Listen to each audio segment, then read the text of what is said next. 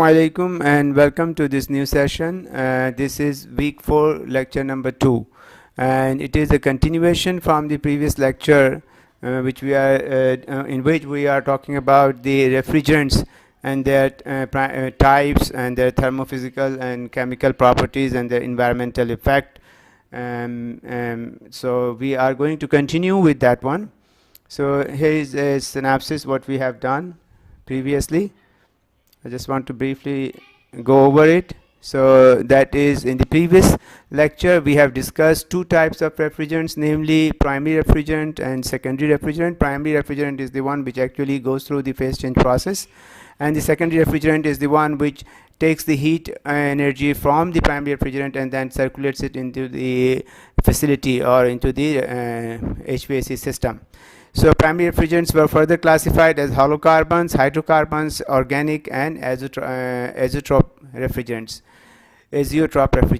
So, and we discussed also the physical and chemical properties of refrigerant, refrigerant selection criteria, refrigerants' effect on the environment. What is new thing that we are going to see today is ASHE refrigerant designation for refrigerants and couple of videos to explain the refrigerants in further detail. Let's look at the video which is again explaining the refrigerants, their environmental effect of ODP and GWP. So this gives you a detailed explanation how the refrigerants type and its environmental effect. So here types, the previous, current and future refrigerants, some of the names and numbers that you'll find with these, and also the pros and cons, especially the environmental, being the ozone destruction and the global warming potential of these. So if you're working in HVAC or studying to get into HVAC or even building services, then you really should know these basics of the refrigerants. Guys, continuously, and so these are used in refrigeration and air conditioning systems. Now, some of the historic and the current main types of refrigerants are into the following categories. Now, we've got the CFCs, the HCFCs, and also the HFCs. The CFCs stands for chlorofluorocarbons, the HCFC stands for the hydrochlorofluorocarbons, and the HFC stands for hydrofluorocarbons. So now you can see why these acronyms are used very often, because these names are just horrendously long and no one's going to have time to say these. So instead we're going to just refer to them as the HFCs or even just as the R number. Now you can also see up on the screen there is an example of each of the molecules for these, and you can see here where the names come from. So you've got the fluorine, the carbon and the chlorine, which makes up the chlorofluorocarbon. Then you've got the chlorine, the carbon, the hydrogen and the fluorine, which makes up the hydrochlorofluorocarbons. And then for the HFCs we've got the hydrogen, fluorine and the carbons. I've also just got an example of each of the different types of refrigerants that you'll find within these categories. Now these ones in the CFCs you probably won't come across, as they're all banned now. And if you do come across these, you really need to report this and get these fixed and changed over to a more recent refrigerant, as these are horrendously bad for the environment. Now the ones that you'll still probably come across, hopefully you won't, but you probably will, is the R22s, R41As and the R123s. Again, you should be retrofitting these if you haven't already. And then the ones which you'll definitely still come across are the R134As, the R410As and the R23s, etc, etc. Now all of these have been or will be replaced in the future because of their effects on the environment. So if you're working in the industry or you're studying to get into the industry, then in your career you will see a big transition over to the next generation of refrigerants. Now unless you're one of the scientists developing these refrigerants, then you don't really need to know what all the numbers and letters mean, but just know the basics. And that is that the R number just means refrigerants. The numbers just quantify how many of each atom they have within the molecule for that refrigerant, with each different digit representing a different atom in its structure. And the little letter at the end just shows how symmetrical the isomer symmetry is. You can see down here we've got the R134A molecule and you've got the two carbon atoms. So this is just indicating out of a scale of blank A, B or C that this is fairly symmetrical, so it's an A. If it was completely symmetrical, then it would be a blank. So now we're starting to see the transition over into the new 4th generation refrigerants. These new refrigerants will have to be environmentally friendly and have very good thermodynamic properties. Now the market is heading in the following directions. One route is through the natural refrigerants such as the carbon dioxide, the ammonia and also the hydrocarbons. Now these all have very low global warming potential, some even zero, and they all have very good thermodynamic properties as well. Now as they're natural, they're also fairly cheap to also manufacture, so they seem pretty ideal. And now the other route which the market is going down is the route of the HFOs. So these are stepping in to replace many of the HFCs, as these have much lower global warming potential and they do not destroy the atmosphere or the ozone, although some HFOs have found to be quite flammable. But with the right safety precautions, obviously you can use these completely safely. Now with the new laws and regulations which are coming in, you will have to start retrofitting your systems over to new refrigerants, and we'll look at more detail on how to do that in the next video. But one thing certainly to consider for now is the glide for the retrofit blend refrigerants. Some of these refrigerants will have quite a high glide, so consideration must be taken for the refrigeration system components to ensure that they will function optimally using these new refrigerants. Now, there's a lot of guides available out there. You can find many of them online, and if you speak to your refrigerant specialist or supplier, or even your service provider and equipment specialist such as Danfoss, then they will also be able to guide you on the right path for this. Now in the early days, natural refrigerants were used, but there was very little to almost no safety regulations, so scientists and engineers were using very dangerous refrigerants. Some of these refrigerants were found to be highly flammable. Some of these refrigerants were found to be extremely toxic. But eventually scientists came together and started thinking, okay, we really need some better refrigerants now. Then in the 1930s they developed CFCs, which were scientifically tested and were safer to use. They were non-flammable, non-toxic, non-corroding gases which were very cheap to produce, so they seemed absolutely ideal. However, in the 1970s they realized that the chlorine molecules within these were completely destroying our ozone layer, and so they were banned, and we'll look at more at this shortly. Then in the late 1970s, early 1980s, scientists developed HCFCs, which had far less damaging effects on the ozone. However, HCFCs were still able to damage the ozone layer because they contain chlorine molecules. To solve this, scientists came up with HFCs, which did not contain chlorine, so they wouldn't destroy the ozone layer. However, they still did damage the environment because they are greenhouse gases, and so they're also being phased out. So all of this combined is why the 4th generation of refrigerants is now coming into the market to help us with our environmental issues. So what's wrong with the old refrigerants and why are they depleting the ozone layer? Well, the ozone depleting chemicals will rise up from our cities and all our refrigeration units, whether they're leaking purposely or by accident, but they'll rise up into the stratosphere and the chemicals are then swept into the winds of the polar vortex. This polar vortex is a ring of fast-moving air that circles the South Pole, and the chemicals have been building up here ever since the CFC refrigerants first started being used. This build-up in the South Pole has been destroying the ozone layer, actually creating a hole. And the laws and the regulations for the chemicals used in refrigerants has been increasingly tightened over the years, and as this continues, the planet will have time to repair this hole. So again, this is why there's such a push for natural and environmentally friendly refrigerants. So let's just briefly understand why and how the hole has been burnt within the ozone layer, and also what the greenhouse gas emissions are doing. So if we take a look at our planet, we'll see that first of all we've got the troposphere, and then just above that we have the stratosphere. And within the stratosphere is where we have the ozone layer.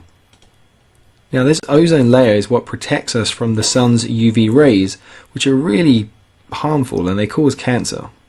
Not all of the rays are rebounded off of Earth. Some of them will come through and come down to the surface, but most of them are being bounced off and protected by this UV absorbing band called the ozone layer. Now if we take a look within the ozone layer, we'll see that it's made up of the ozone molecule, which has 3 oxygen atoms. These are the molecules which are rebounding all the sun's UV harmful rays. Now when the CFC molecules rise up, they join those winds and then they make their way up into the stratosphere. When the CFC molecules are up there in the stratosphere, the sun's UV rays will actually come through and they'll start to break the links of the chlorine molecules away from the CFC main body. When the chlorine molecules break away, it causes a chemical reaction.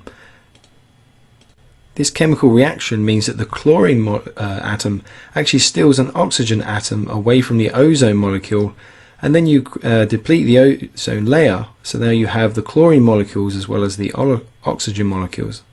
But the chlorine molecule will actually continue and it will head off to start breaking down other ozone molecules.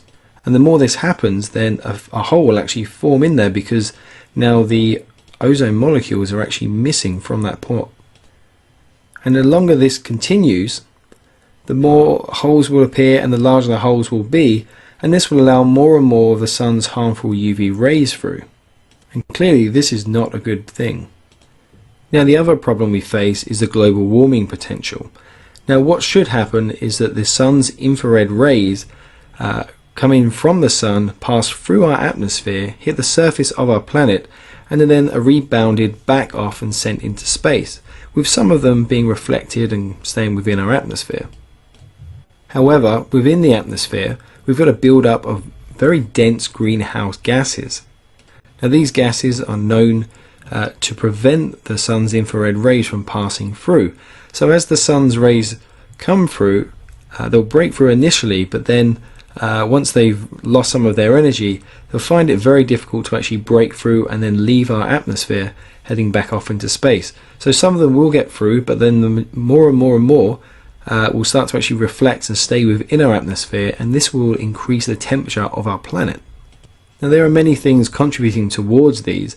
Not all of them are man-made, some of them are naturally occurring also. But as refrigerants are known to contribute towards these, and they're a man-made substance, then obviously governments all around the world are working towards phasing these out in favour of more natural and environmentally friendly options instead. Guys, so thank you once again. Now we want to discuss a little bit about the refrigerant classification, and then we will move up to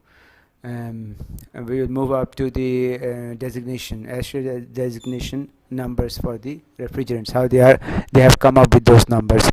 So the classification of primary refrigerants once again is it's pure fluids and mixtures of 2 different refrigerants, which we call azeotropic and zeotropic. So the pure fluids are hydrocarbons, naturally occurring hydrocarbons and inorganic compounds. But when these hydrocarbons are mixed with the halogens, then we get the synthetic CFCs and HCFCs and HFCs. So I think I have explained what are the zeotropes and what are the azeotropes. So an azeotrope has a constant boiling point, and it is a mixture of 2 or more liquids whose proportion cannot be altered or changed by simple distillation. So azeotropes can go through the distillation, but they will not separate it out. The 2 components will not be distillized. They will stay together, their proportion remains same. This happens because when an azeotrope is boiled, the vapor has the same proportions of the constituent as the unboiled mixture. Because their composition is unchanged by distillation, azeotropes are also called constant boiling point mixtures. A zeotropic mixture, on the other hand, or a non-azeotropic mixture, is a mixture with the components that have different boiling points. For example, nitrogen, methane, ethane, propane, isobutane constitute a zeotropic mixture. Individual substances within the mixture do not evaporate or condensate at the same temperature as one substance. In other words, the mixture has a temperature glide. As the phase change occurs in a temperature range of about 4 to 7 degrees Celsius rather than at a constant temperature. On temperature composition graphs, these temperature glides can be seen as the temperature difference between the bubble point and the dew point. So they don't boil or condense at the same temperature, but at a different temperature, and the difference is called the glide. For zeotropic mixtures, the temperature on bubble or boiling curve are between the individual components' boiling temperature. When a zeotropic mixture is boiled or condensed, the composition of the liquid and the vapor changes according to the mixture's temperature composition diagram. Zeotropic mixtures have different characteristics in nucleate and convective boiling, as well as in the organic Rankine cycle. Because zeotropic mixtures have different properties than pure fluids or zeotropic mixtures have many unique applications in industry, namely in distillation, refrigeration, and cleaning processes. So that's about the two mixtures, azeotrops and zeotrops. So next we want to look at the ASHRAE designation system. ASHRAE designation system. These refrigerants are derivative of alkanes, such as, so the general formula is CnH2n plus 2, such as methane, which is CH4, ethane, which is C2H6. The designation that we are going to consider here right now, they are alkanes, basically alkanes and methanes and ethanes. So how to come up assign number systems to them? What is their nomenclature? So the halocarbons, halogenated hydrocarbons are designated by the letter R that we use for all refrigerants, and then C minus 1, C is for carbon atom minus 1, and H plus 1, H is the for hydrogen atom, and F, small f, for the fluorine atom, okay, and F for the fluorine atom. Moving on, when C minus 1 is 0, when instead of 3 digits, that is with the R there should be 3 digit. If there is only 2 digit, that means C minus 1 is 0. It is omitted from the number, then this number is not written. If C minus 1 is 0, then it has only 2 numbers in it.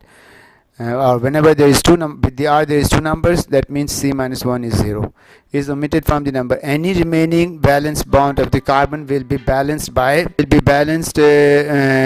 chlorine. So as we know that the valency of the carbon is 4.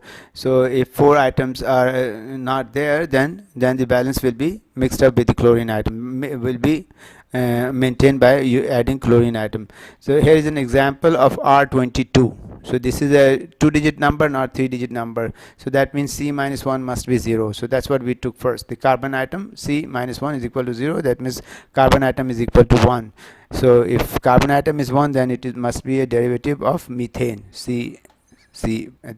Because C is 1. So C is 1 in methane, not in ethane. H plus 1 is equal to 2. The second digit is the H plus 1. So H plus 1 is equal to 2. That means number of hydrogen atoms is 2 minus 1 is equal to 1. And the last digit is the fluorine atom. So the fluorine atom is 2. The balance of the carbon atom is, or carbon's valency balance will be 4 minus number of H plus F atoms. So 4 minus H is 1 and F is 2. So 1 is left. So the chlorine atoms must be 1. So the formula becomes CHClF2. 1 carbon, 1 hydrogen atom, and 1 chlorine atom with 2 fluorine atom. Similarly, it can be shown that the chemical formula for R12 will be CCl2F2. So you can again use the same methodology and figure out what is R12, and similarly what is R134A stands for. So it will be in ethane, C2H2F4, derivative of ethane. Okay. Sometimes there is a letter A, so that stands for the isomer. Molecules having same chemical composition but different atomic arrangement. For example, R134 and R134A.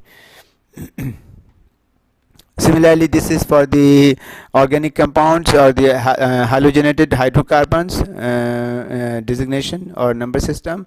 For inorganic, we have another method of doing it. So next screen is the inorganic refrigerants.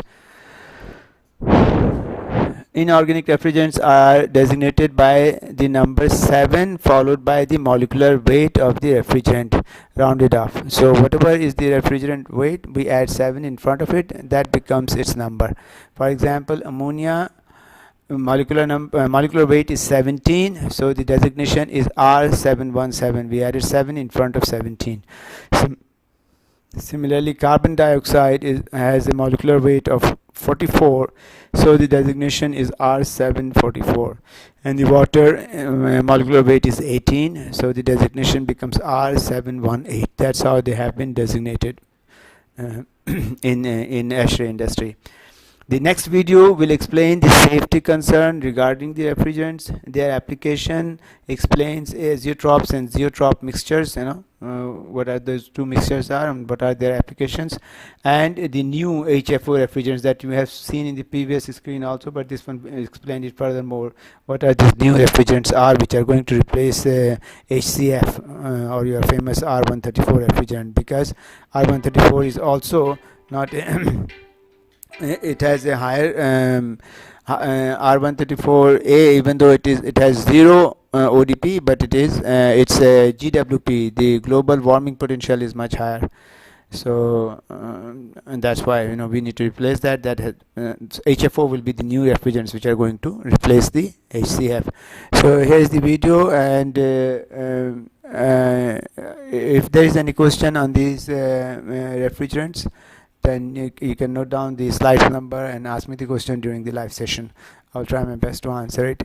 Here comes your video. In this lesson, we're going to be talking about the classification of refrigerants. Now, refrigerants all have brand names like Freon and other things like that different manufacturers, but the true word of them is refrigerants. Now, it's important to understand how refrigerants are made, what they do to the environment, and the classifications in terms of flammability, toxicity, and the different compounds that are in refrigerants. It's important for a number of reasons. One, you have to understand it for safety reasons. Two, it's going to be asked about on a lot of your licensing exams and your EPA examinations. So this sets the stage for safely working with and understanding how refrigerants are used. Now, refrigerants today are divided into several chemical categories. Okay, CFCs are chlorofluorocarbons, HCFCs are hydrochlorofluorocarbons, HFCs are hydrofluorocarbons, refrigerant blends.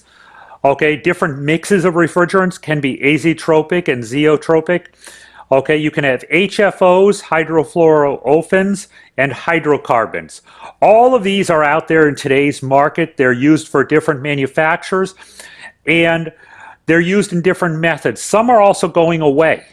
Okay, chlorofluorocarbons were the first halogen-based refrigerants developed over 80 years ago. Okay, besides being used as a refrigerant, CFCs have been used as what we consider blowing agents for the manufacture of insulation and packaging. Okay, what that means, CFCs have in the past been used in things like hairsprays, any cans that are under pressure where the contents come and spray out. Okay, CFC refrigerant is composed of a chlorine, a fluorine, and a carbon. Now, the key word in here that we have to be really worried about is chlorine. Chlorine is extremely bad for the environment, being in the air. Okay, two popular CFC refrigerants include R11 and R12. Okay, you will not find these on the market any longer. Okay, if you find them, be very suspicious of them, and they're extremely expensive because they can no longer be manufactured. Any R12 that's left out there that's available has either been recovered, reclaimed, or sort of brought over the border from Mexico. When CFCs are vented into the atmosphere, their chlorine atoms attach to the oxygen atoms in the ozone molecules and break the ozone molecule apart. Each chlorine atom can break up as many as 100,000 ozone molecules before it's neutralized through other chemical reactions. And that exact statement shows up on EPA exams every time an EPA exam is given. So be aware that one chlorine atom can break up as many as 100,000 ozone molecules in its lifespan. The result in the reduction of ozone is an increase in ultraviolet radiation reaching the Earth. CFC refrigerants have a high ozone depletion potential, ODP, another term you need to know. ODP is ozone depletion. ODP is a numeric value assigned to the refrigerant that provides a clear perspective in the amount of ozone depletion caused by that refrigerant. Okay, the ODP scale has a minimum value of 0 and compares the destructive potential of different chemicals. Okay, R11 is 1 on the ODP scale. By international development, they have not been manufactured in developed countries since about the end of 1995. CFCs can still be found in some air conditioning and refrigeration equipment produced before 1995. So be very careful when you are looking at nameplates of equipment. Find the year manufactured. If it's before 1995, it is possible that you have a CFC in it. Do not mix it. Okay, and these diagrams sort of show you what happens with the ozone layer. Okay, the one on the left, the sun puts off UV ultraviolet radiation. Okay, the ozone layer, which is made up of 3 oxygen molecules. Okay, it's O3, 3 oxygen atoms. Okay, protect the Earth from the ultraviolet radiation. As the CFCs react with the O3, which is ozone, it actually creates oxygen, but it takes away from the ozone layer, makes it thinner, and more ultraviolet radiation reaches the Earth. And UV radiation will kill plant life, kill crops, harm eyes, and everything else. It's an extremely dangerous thing to have hitting the Earth at all times. Now, the next step in the refrigerants, as we became aware of the ozone depletion potential of the CFCs, was the creation of HCFCs. HCFCs are hydrofluorocarbons. They're refrigerants that are composed of hydrogen, chlorine, fluorine, and carbon. The HCFC molecules include halogens combined with either methane or ethane. Okay, examples of HCFC refrigerants are R22 and R123. Now, the importance of the green cylinder on the left is that is what's in the majority of air conditioning systems in residential and commercial right now. However, new supplies of R22 are severely limited because they are phasing them out of production. Studies have indicated that the HCFC refrigerant and refrigerant blends have less impact on the ozone layer than the fully halogenated CFCs. However, they still have chlorine in it. Okay, hydrofluorocarbons. That second C is still chlorines. Okay, CFC refrigerant is considered fully halogenated because of all the hydrogen atoms in the original methane. Okay, HCFCs are considered to be partially halogenated because not all of the hydrogen atoms have been replaced by chlorine and fluorine. So if you look at the chemical makeup, okay, you can actually see the difference in the 3 types of refrigerants that are out there. CFC is the one on the left, R11, has chlorine. You'll see that there's 3 chlorine molecules there. Okay, the one in the center is my HCFCs. We still have chlorine, okay, but we is at this point the most safe for our environment because it has no chlorine in it. Okay, we don't know yet what everything else in there does because it's still relatively new, but we do know that there's no chlorine. HCFC refrigerants tend to break down in the lower atmosphere and cause less ozone depletion than the CFCs do. Now, the trade-off is that HCFCs linger in the atmosphere and has a higher GWP. GWP is the initials for global warming potential. The GWP ratio is based on the warming effects of a substance compared with the warming effect of carbon dioxide. Now, the EPA at this time, and of course things may change, requires a complete phase out of HCFC refrigerants by the year 2030 because of the global warming potential. Now, this chart, which I urge you to refer back to, you don't have to really memorize this, with the exception of that R12 has an ODP of 1 and the HFCs have an ODP of 0. Okay? And R600 is carbon monoxide, which has or dioxide, which has a GWP of 3. You can see the different types and the effect on the environments. CFCs are extremely dangerous to the ozone layer, but they're less dangerous to the global warming potential. HFC refrigerants are refrigerants that contain hydrogen, fluorine, and carbon. They're different from the CFCs and HCFCs because they do not have chlorine atoms. An example of the HCFCs are the 134A and the 404A. Now, the 134A you need to be aware of because that is what's found in motor vehicle air conditioning systems. It's what we're using a lot of refrigeration systems now. And it is available in small cylinders to buy through auto parts stores and general retail stores, even though you as an HVAC technician need to pass an EPA exam to purchase larger quantities. Okay. Even though HFCs have an ozone depletion potential zeros, some have an extremely high GWP and are being replaced by a variety of lower GWP alternatives such as carbon dioxide, hydrocarbons, and hydrofluoroolefins, HFOs. HFOs are similar to HFCs because they contain hydrogen, fluorine, and carbon, but they're slightly different due to their chemical structure. Now, blends are something very important to be aware of. Refrigerant blends is a mixture of 2 or more established refrigerants. That doesn't mean you as a technician go and mix a little bit of that, a little bit of that. They have to be done in a factory environment. Okay? Based on their thermodynamic properties, they're split into 3 groups: azeotropic, zeotropic, and near azeotropic. Refrigerant blends fall into the same chemical classifications as individual refrigerants, which they're composed of. If a refrigerant blend has a CFC, it's a CFC. If a refrigerant blend has an HFC and an HCFC but no CFC, then it's an HCFC. In other words, we use the harshest classification for blends that contain 1 or more different classifications.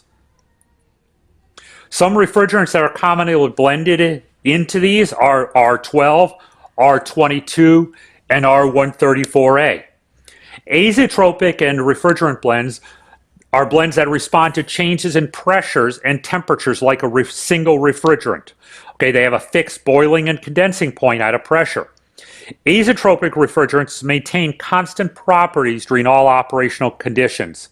At atmospheric pressures, these refrigerants will not separate as the blend evaporates and condenses. Okay, the separation or the fractionation of refrigerants is what we're worried about in blends. Remember, every one of these refrigerants that's mixed together has a different boiling point at a different pressure. So as the pressure drops, the components of refrigerant blends have a tendency to boil off and evaporate at different points. The azeotropic mixes do not do this. Azeotropes can be identified as their ASHRAE classification numbers are 500 series. So R500 consists of R12 and 152A. R502 consists of R12 and 115. Okay, so the 500 series is all azeotropes. Zeotropic blends are refrigerant blends in which individual refrigerants that make up the blend respond differently to conditions based on its individual characteristics.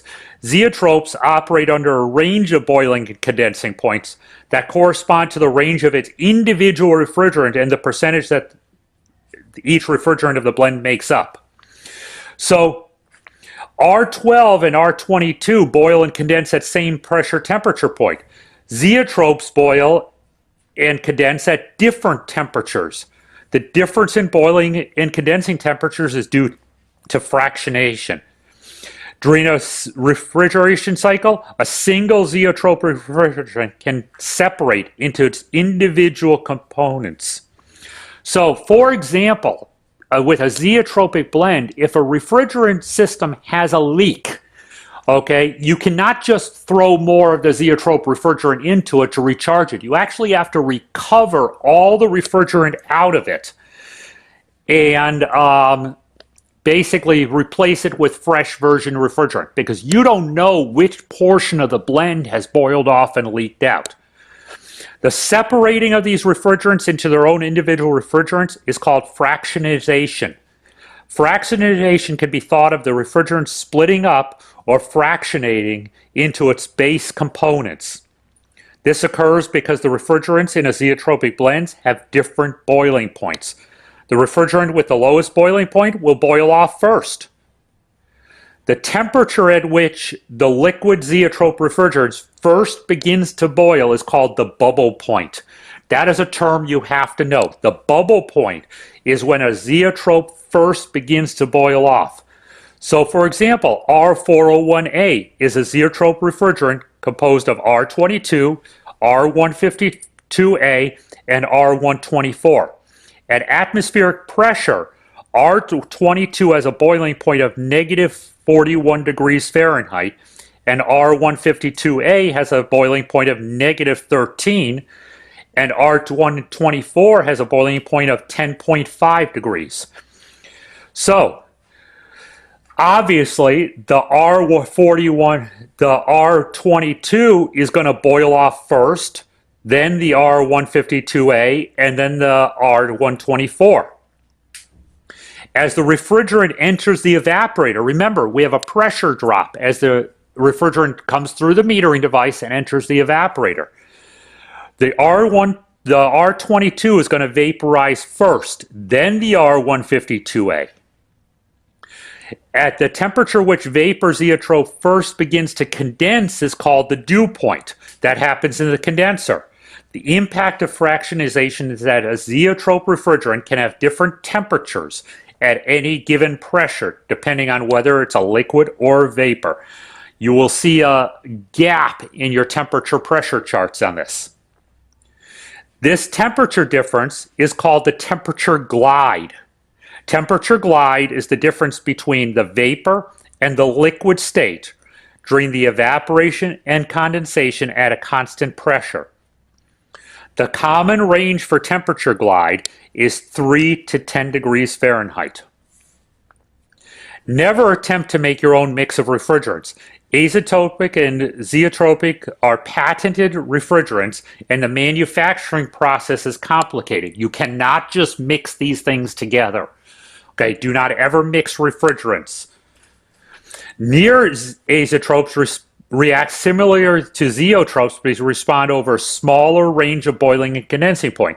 Near azeotropes are technically zeotropes, but allowing them their own category helps to differentiate them more precisely. Hydroolefin is a new category of refrigerants. They're composed of hydrogen, fluorine, and carbon, but they have at least one double bond between the carbon atoms. HFO refrigerants are technically HFCs, but are made from olefins rather than alkylenes. HFOs have zero ODP and lower GWP values. HFOs are beginning to be used in automotive air conditioning. HFOs are mixable with polyester lubricants and not soluble in mineral oils or alkylbenzene lubricants. The two most popular HFOs right now are 1234YF and 1234ZE. These refrigerants have a very low toxicity but are slightly flammable, and they have an ASHRAE safety classification of A2L. The L means lower flammability. HFO 123YF is being used as a low GWP replacement for 134A in automotive air conditioning. HFO 1234ZE is designed to replace R410A in residential and light air conditioning and heat pump applications. It can also be used in air-cooled and water-cooled chillers in supermarkets and commercial buildings. It is an energy efficient and requires minimal retrofit retrofitting for existing equipment. HC refrigerants are also starting to be used. Hydrocarbons are organic substances that contain carbon and hydrogen. These substances are the components in petroleum and natural gas. HC refrigerants have an ASHRAE safety classification of A3. Okay, only some HC refrigerants has been approved by SNAP, which is a terminology for significant new alternative policy. Okay, we got to be worried about these because they are sort of flammable. SNAP is an EPA program that evaluates and regulates substitutes for high ODP refrigerants. HC in new equipment is under limited conditions such as smaller refrigerant charges. Most of the equipment includes standalone retail refrigerators, freezers, domestic refrigerators, and freezers. Okay, this is a list of HCs that have been approved. R600, which is isobutene, R290, which is propane, and R441A, which is an HC blend.